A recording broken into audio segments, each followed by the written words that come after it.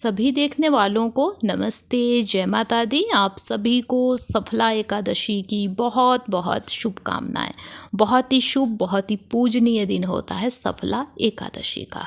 इस दिन उपवास का भी विधान आता है। उपवास में क्या खाएं क्या ना खाएं ये भी आज की वीडियो में पता चलेगा। लेकिन यदि आपने उपवास भी ना लिया है तो भी इस दिन के कुछ नियम है, कुछ ऐसी चीज़ें हैं जिन्हें खाना बहुत शुभ है। वहीं पे कुछ चीज़ें इतनी निषेध है कि जिन्हें यदि हम इस दिन गलती से खा लेना तो मांस खाने के समान कही गई है। तो अंत तक वीडियो को देखिएगा ताकि आप भी सभी चीज़ें, सभी नियम अच्छे से जान सकें। तो सबसे पहले तो आपको सफला एकादशी के दिन सुबह जल्दी उठना है। गंगा स्नान का इस दिन विधान आता है। गंगा स्नान हो सके तो बहुत ज़्यादा शुभ माना गया है। लेकिन यदि ऐसा ना हो सके तो आप नहाने के पानी में कुछ बूंदे गंगा जल की यदि मिला देते हैं तो वो भी अत्यंत शुभ माना गया है। उसके बाद झाड़ू पोछा लगा होना चाहिए। जहाँ भी आपका जो पूजा स्थल है वो साफ हो, गंगा जल का छींटा वहाँ भी आप दे दें। उसके बाद यदि आपके पास चौकी है तो आप उस पर पीला कपड़ा बिछाइए। चौकी नहीं है तो ऐसे ही किसी जगह पे जो आपके शुद्ध जगह है वहाँ पे आप जो भगवान विष्णु है उनकी फ़ोटो, कैलेंडर कुछ है तो उसे स्थापित कीजिए। माँ लक्ष्मी को भी साथ में स्थापित कीजिए।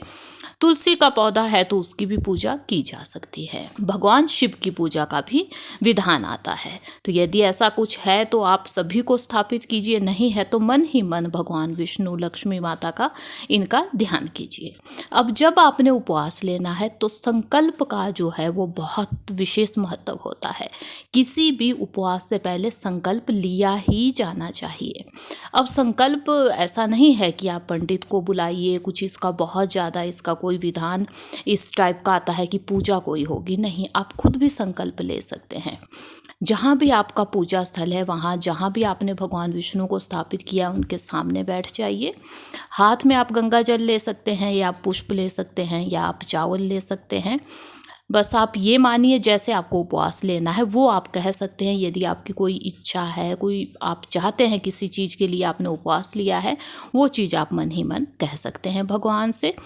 या यदि आपने उपवास भी ना लिया है तो भी आप संकल्प ले सकते हैं। लगता है कि आप में कोई ऐसी चीज़ें जिसे आप त्यागना चाहते हैं, जिसमें देखिए नॉनवेज खाने का हो सकता है, नशे की आदत हो सकती है या झूठ बोलने की आदत, उसका संकल्प ले सकते हैं आप। यदि आप संकल्प को निभा देते हैं तो आपके लिए भी ये दिन बहुत शुभ होने वाला है। तो ये संकल्प हो गया। उसके बाद आपको जो भी भोग आपने बनाया है, वैसे तो पीली किसी चीज़ का भोग लगाना भगवान विष्णु के लिए सही है। उसमें तुलसी का पत्ता मिला दीजिएगा, बहुत शुभ माना गया है भगवान विष्णु के लिए तुलसी का पत्ता। साथ में पीले फूल यदि हो सके तो ऐसा भोग लगाया जा सकता है, या जो आपसे बन सके सच्चे मन से भोग लगा दीजिए। यदि हो सके तो जो केले का पत्ता होता है ना, उसमें यदि आप भोग भगवान को चढ़ा देते हैं तो वो अत्यंत शुभ माना जाता है। कहते हैं कि केले के पत्ते पे लगा हुआ भोग सीधा सीधा भगवान विष्णु तक पहुंचता है। तो ऐसे भोग लगा सकते हैं आप। उसके बाद सच्चे मन से पूजा कीजिए। बिल्कुल ऐसे ही पूजा सायंकाल में भी होगी। अगले दिन यानी कि द्वादशी के दिन उपवास खोलने से पहले भी भगवान विष्णु की पूजा का विधान आता है। उसके बाद ही उपवास खोला जाता है, क्योंकि जो उपवास है वो अगले दिन सुबह ही खुलता है एकादशी का जो उपवास है। तो ये पूजा का विधान है। उसके बाद आइए अब चलते हैं जानने कि इस दिन आपको क्या खाना है, क्या गलती से भी नहीं खाना है। जिनका उपवास है वो भी जान ले, जिन्होंने उपवास नहीं लिया है वो भी जान ले कि क्या खाना शुभ है, क्या है निषेध। तो देखिए, एकादशी का उपवास अलग अलग ढंग से लोग लेते हैं। कुछ लोग ऐसे हैं जो पानी भी नहीं पीते इस दिन, तो ऐसे भी लिया जा सकता है। कुछ केवल पानी पी के ही लेते हैं। वहीं पे कुछ लोग ऐसे उपवास लेते हैं कि वो केवल फल खाते हैं। तो ऐसे यदि ले सके तो सही है। लेकिन जो मैक्सिमम लोग जैसे उपवास लेते हैं, या हम भी लेते हैं, आसपास मैंने उपवास लेते देखा है, तो ये कुछ चीज़ें वो खा लेते हैं जिसमें फल आते हैं। सभी फल इस दिन खाए जा सकते हैं। यदि आपको वीकनेस होती है, उपवास लेने में दिक्कत होती है तो खा लेने चाहिए, ये कोई गलत नहीं है। वैसे ही आप फलों से जूस भी निकाल के पी सकती हैं, लेकिन आपको पैकेट बंद जूस नहीं लेना है। बस यदि खुद निकाल सके जूस वो पी सकते हैं। सबसे शुभ फल जो कहा गया है वो है सीताफल। यदि आप सफला एकादशी के दिन खाते अत्यंत शुभ है, तो इसे खाना ना भूलें। यदि आपको कोई ऐसी समस्या है कि आप खटास वाले फल नहीं पचा पाती है तो ध्यान दें कि खटास वाले फल आप ना लें। साथ में आप जो मेवे होते हैं वो भी खा सकते हैं। दूध से बनी हुई चीज़ें जो है वो भी यूज़ की जा सकती है। दूध भी पी सकते हैं, उनसे चीज़ें जो बनती है जैसे दही है, लस्सी है या बाकी आप कोई चीज़ बना सके वो आप खा पी सकते हैं। ये भी बहुत शुभ माना गया है यदि आप एकादशी के दिन दूध से बनी हुई चीज़ें पीते हैं या खाते हैं। चाय कॉफ़ी की बात यदि मैं कहूँ तो मैक्सिमम लोग चाय कॉफ़ी उपवास में पी लेते हैं, से लोग पीते हैं।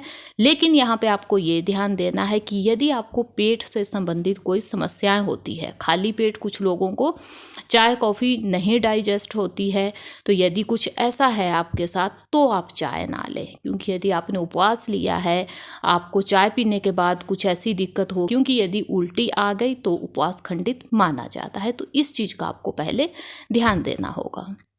बिल्कुल ऐसे ही जो साबूदाना होता है इसका यूज़ भी उपवास में किया जा सकता है। ध्यान ये देना है यदि उपवास लिया है तो आप एक टाइम खा सकते हैं या ज़्यादा से ज़्यादा 2 टाइम, इससे ज़्यादा उपवास में खाना सही नहीं माना गया है। यदि आपको कोई हेल्थ इशू है, कुछ ऐसी चीज़ें हैं कि आपको खाना ही है तो अलग बात है, लेकिन यदि आप सही है, स्वस्थ है तो आपको केवल 1 टाइम या 2 टाइम ही ये चीज़ें लेनी चाहिए। बिल्कुल ऐसे ही मखाना भी आप ले सकते हैं, मखाने से बनी हुई अनेकों चीज़ें खा सकते हैं। वैसे ही उपवास के आटे आते हैं, इनका भी यूज़ किया जा सकता है। बस ये जान ले कि कोई अशुद्धियाँ ना हो, ताज़ा आटा लाए, उसे पहले छान ले, बढ़िया से देख ले कोई अशुद्धियाँ ना हो, तो इनका यूज़ भी किया जाता है। मैक्सिमम इनका यूज़ जो है वो लोग शाम को, जो एकादशी की शाम होती है, क्योंकि उपवास तो अगले दिन खुलेगा, तो शाम को ये चीज़ें ले लेते हैं, तो इसे लिया जा सकता है। बिल्कुल वैसे ही जो आलू होता है, आलू भी उपवास में यूज़ किया जा सकता है। तो आप आलू से कई चीज़ें बना के देखिए, खा सकते हैं। बिल्कुल ऐसे ही जो घिया होती है सेहत के लिए भी सही होती है, उपवास में खाने के लिए भी अच्छा कहा गया है। ईजिली ये डाइजेस्ट हो जाती है, तो इससे भी अनेकों चीज़ें बना सकते हैं। बिल्कुल ऐसे ही जो कद्दू होता है उससे भी आप कुछ चीज़ें बना के खा सकते हैं उपवास में। ये भी उपवास में खाए जाने वाली चीज़ों में आता है, तो इससे भी बिना लहसुन प्याज का आप शाम को भी इसे बना के खा सकती हैं। उसके बाद आता है कुछ ऐसी चीज़ें जो आपको नहीं खानी है, जो निषेध है, जिसमें पहला नाम आता है चावल का। एकादशी के दिन चावल नहीं खाया जाता है, तो इसे बिल्कुल निषेध, अशुभ माना गया है। आपने उपवास भी ना लिया हो तो भी आप केवल एकादशी के दिन चावल ना खाएं, अत्यंत शुभ माना जाएगा। नॉन वेज जिसमें कि मछली, मीट, किसी भी चीज़ का जो मांस हो वो आता है, इसे खाना बिल्कुल निषेध माना गया है। ये चीज़ें तो आपके यहाँ एकादशी के दिन बननी भी नहीं चाहिए, तो इस चीज़ का आपको खास ध्यान देना चाहिए। साथ ही साथ जो एग या अंडा होता है उसे खाना भी बिल्कुल निषेध कहा गया है। उसके साथ ही नाम आता है बैंगन का। बैंगन बिल्कुल निषेध है, इसे मांस खाने के समान माना गया, तो इसे भी बिल्कुल ना खाएं। लहसुन प्याज भी तामसिक भोजन में आते हैं, तो लहसुन प्याज का यूज़ भी नहीं किया जाना चाहिए। बिल्कुल ऐसे ही जो सेम फली होती है, कुछ लोग इसे भी नहीं खाते हैं, तो इसे खाने से भी आपको सफला एकादशी के दिन बचना चाहिए। बिल्कुल वैसे ही जो गोभी होती है, देखिए अलग अलग गोभी होती है, जैसे फूल गोभी है, पत्ता गोभी है, अनेकों गोभी आती है, तो इन्हें खाना भी सही नहीं मानते हैं, इससे भी बचना चाहिए। पत्ते वाली जो साग सब्जी होती है, पालक हो गया, बथुआ हो गया, तो इन्हें भी ना खाएं तो सही कहा गया, या कम से कम खाएं। बिल्कुल ऐसे ही जो टमाटर है, नींबू है, इन्हें कुछ लोग खाते हैं, लेकिन कुछ लोग खटाई नहीं खाते इस दिन, तो वो इसे ना ले। अब देखिए अनाज यदि उपवास लिया है तो कोई भी अनाज या अन्न नहीं खाया जाता, कोई भी दालें यूज़ नहीं की जाती है। तो ये ध्यान दें कि उपवास वाले दिन आपको विशेष ध्यान ये देना है कि किसी भी चीज़ में अन्न की मिलावट ना हो। आइए अब चलते हैं ये जानने कि जब आप उपवास खोलेंगे, जो कि द्वादशी को खोला जाएगा सुबह, उसमें हमें क्या खाना है, क्या गलती से भी नहीं खाना है। तो इस दिन आपको सात्विक भोजन बनाना है, बिना लहसुन प्याज का, सिंपल कम मसालों का भोजन आपको बनाना चाहिए। खुद खाना बनाए, हो सके तो ज़मीन पे चटाई लगा के आप यदि खाना खा सके तो बहुत सही माना गया है। यदि केले का पत्ता आप कहीं से आपके पास अवेलेबल हो सके तो उस पे यदि आप खाना खाते हैं तो वो भी बहुत शुभ माना जाता है। केले के पत्ते पे ही भोग यदि भगवान को लगाए, केले के पत्ते पे ही यदि खुद खाना खाए तो सही माना जाता है। कहते हैं कि ये बहुत शुभ होता है। आपको जो ध्यान देना है वो ये कि यहाँ वहाँ जाके खाना ना खाएं, कहीं होटलों पे खाना ना खाएं या पैक जो फूड मिलता है वो आप ना मंगवाएं। आपको खुद ही खाना बना के खाना चाहिए, क्योंकि जो हम यहाँ वहाँ जाके खाएंगे या पैक फूड मंगवाएंगे उसमें मिलावट हो सकती है, लहसुन प्याज की, या कोई मसाले यूज़ हो सकते हैं, हमें नहीं पता कैसे बनाया है, तो इस चीज़ का ध्यान दें।